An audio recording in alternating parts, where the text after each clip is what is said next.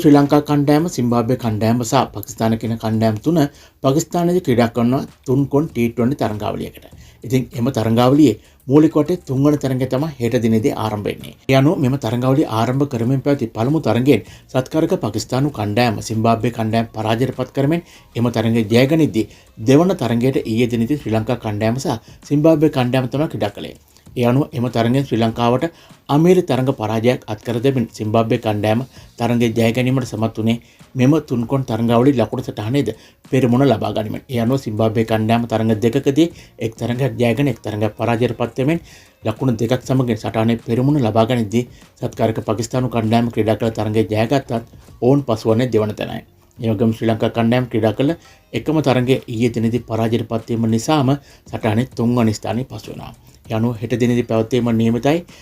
මෙම 3 තරඟාවලියේ මූලික වටේ 3 වන තරඟයේ එසේ නැත්නම් ශ්‍රී ලංකා කණ්ඩායම වගේම පාකිස්තානු කණ්ඩායමේ දෙවන තරඟය තමයි මේ විදිහට හෙට ආරම්භ වීම නියමිත තිබෙන්නේ. ඉතින් පළමු තරඟයට ක්‍රීඩා කළ අවසාන ක්‍රීඩකයන් 11 දෙනාගෙන් හෙට දිනේ තුල වෙනසක් සිදු වෙන බවට තමයි තොරතුරු වාර්තා වෙන්නේ. අපි දන්නවා පළමු තරඟය තුලදී ඒෂාන් මාලිංගට T20 වරම් හිමි වුණා. රානුක රාජපක්ෂත් මාස 10කට වැඩි කාලයකට පසු නැවතත් T20 කණ්ඩායම සමගින් එක් වුණා. නමුත් ඔහු ඒ විදිහට එක් වුණත් කණ්ඩායමට ඔහුගෙන් ලැබිය යුතු දේ ඒ අයුරින් ලැබුණාද කියලා දෙවරක් සිතා බැලීමට සිදුව තිබෙනවා. කෙසේ නමුත් දැන් මේ සියල්ලම අතීතයේ එක් වී අවසන්. අපි බලමු හෙට දිනේදී ක්‍රීඩා කරන ශ්‍රී ලංකා කණ්ඩායමේ අවසාන ක්‍රීඩකයන් 11 දෙනා අතරට එක්වන ක්‍රීඩකයන් කවුරුද කියලා. සුපුරුදු පරිදි මෙම තරඟය තුලදී ආරම්භක පිටිකරන් ඇතුළේ පැතුම් වගේම කුසල් මෙන්ඩිස් ක්‍රීඩා කිරීම නියමිතයි. ඒ වගේම අංක 3 ස්ථානයේ කුසල්ජනි පෙරේරා ක්‍රීඩා කරන අතර අංක 4 ස්ථානයේ බොහෝ දුරට මෙම තරඟය තුලදී ජනිත් ලීනිගේ ක්‍රීඩා කිරීම නියමිතයි.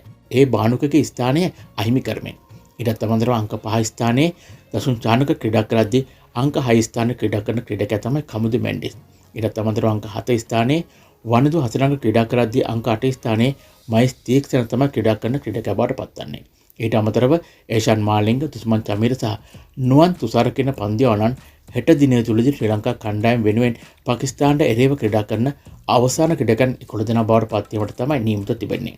ඉතින් ක්‍රීඩාවට ආදරය කරන, ඇලුම් කරන වාල්ට දෙන විදියට මේ ක්‍රීඩකයන් 11 දෙනා පාකිස්තානට එරෙහිව ක්‍රීඩා කරමින් තරඟය ජය ගැනීමට හැකියාව උදා වේවිද. ඔයාලගේ වටිනා අදහස කමෙන්ට් එකේ ලියන ගමන් අපේ නාලිකාව සබ්ස්ක්‍රයිබ් කරලා එකතු වෙන්න අපිත් එක්ක දිගට. ඔයාලා හැමෝටම සුබ දවසක්. ජය වේවා.